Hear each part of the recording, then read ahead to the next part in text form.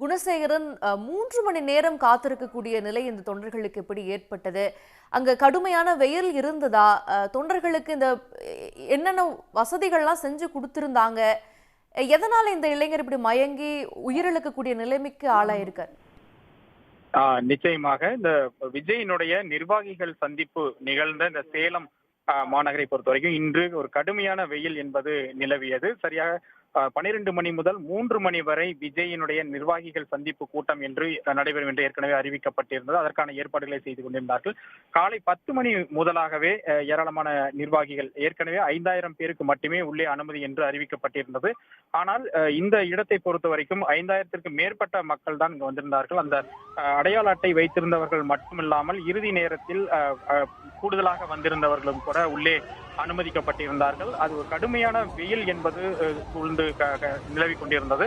காலை 10 மணி முதலாகவே இந்த பகுதியில் ஒரு 3-4 மணி நேரத்திற்கு மேலாக காத்திருந்த மக்கள் ஒரு கடும் வெயிலால் அவர்கள் அவதிப்பட்டார்கள். அவர்களுக்கு தண்ணீர் உள்ளிட்ட பாட்டில்கள் வசதிகள் செய்யப்பட்டிருந்தாலும் கூட அது போதுமான அளவில் இருந்ததாக தெரியவில்லை. ஆகையினால் அந்த கடுமையான சூழலில் பல இடங்களில் பெண்கள் அந்த பேரிகார்டுகளுக்கு அருகிலேயே அமர்ந்திருந்த சூழலும் நிலவி கொண்டிருந்தது. இந்த சூழ்நிலையில் தான் இந்த கடுமையான வெயிலின் காரணமாக ஒரு 4-5 பேர் தொடர்ச்சியாக மயக்கமடையக்கூடிய ஒரு நிலையும் ஏற்பட்டது. அவர்களுக்கு அங்கிருந்த மருத்துவ முகாம்களில் உடனடியாக முதலுதவி சிகிச்சை என்பதும் அளிக்கப்பட்டது.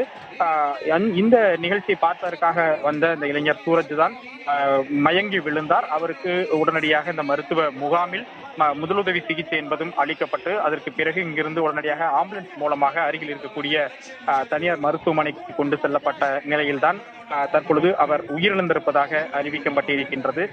ஏற்கனவே இந்த நிகழ்ச்சியை பொறுத்த வரைக்கும் பல்வேறு நிபந்தனைகளும் கட்டுப்பாடுகளும் விதிக்கப்பட்டிருந்தன. குறிப்பாக இந்த நிகழ்ச்சியை பொறுத்த வரைக்கும் வருவதற்கு கர்ப்பிணி பெண்கள், முதியவர்கள், உடல்நிலை சரியில்லாத நோய்வாய்ப்பட்டவர்கள் போன்றவர்கள் இதில் வரக்கூடாது என்று ஏற்கனவே அறிவுறுத்தல்கள் காவல்துறையின் சார்பாக அவர்களுக்கு அந்த நிபந்தனைகள் பட்டியலிலும் சேர்க்கப்பட்டு வழங்கப்பட்டிருந்தது. ஆனாலும் கூட இந்த விஜயினுடைய நிர்வாகிகள் சந்திப்பு கூட்டத்தில் பார்ப்பதற்கும் பங்கேற்பதற்கும் பலரும் வரக்கூடிய ஒரு சூழல் தான் நிலவியது. குறிப்பாக 5000 பேருக்கு மட்டுமே அனுமதி, அவர்களுக்கு மட்டுமே நாங்கள் டோக்கன் கொடுத்திருக்கின்றோம், QR கோடு கூட கூடிய பாஸ் வழங்கப்படும் என்றெல்லாம் கூட நிர்வாகிகள் அறிவித்திருந்தார்கள். ஆனால் அதுபோன்று எந்த வசதியும் அவர்கள் செய்யவில்லை. அனைவருக்குமே அட்டை என்பது அடையாள அட்டை கொண்டுதான் அளிக்கப்பட்டிருந்தது. அதிலும் எந்த ஒரு சீரியல் நம்பர் அதுபோன்று எந்த விவரங்களும் இல்லை. பலரும் கூட அதை கலர் ஜெராக்ஸ் எடுத்துக்கொண்டு வந்ததாகவும் கூட தெரிவித்திருந்தார்கள். குறிப்பாக 5000 பேர் மட்டுமே அனுமதி என்று சொல்லப்பட்டிருந்த நிலையில் அதை தாண்டித்தான் அந்த கூட்டம் என்பது உள்ளே அனுமதிக்கப்பட்டிருந்தது.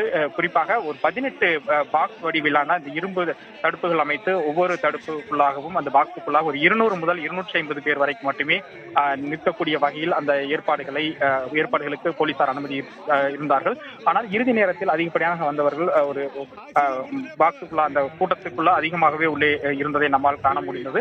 இந்த கடுமையான வெயில் ஒரு புறம் வதித்துக் கொண்டிருக்கக்கூடிய அந்த சூழ்நிலையில் பல மணி நேரம் அங்கு நின்று, அதாவது 3 மணி நேரத்துக்கு மேலாக காத்திருந்த சூழ்நிலையில் தான் ஒரு 4-5 பேர் மயங்கி விழுந்திருந்தார்கள். அதில் ஒருவர் தான் இந்த இளைஞர் சூரஜும் மயங்கி விழுந்து உயிரிழந்திருக்கின்றார். உடனுக்குடன் செய்திகளை தெரிந்து கொள்ள சன் நியூஸ் பெல் ஐகானை கிளிக் பண்ணுங்க.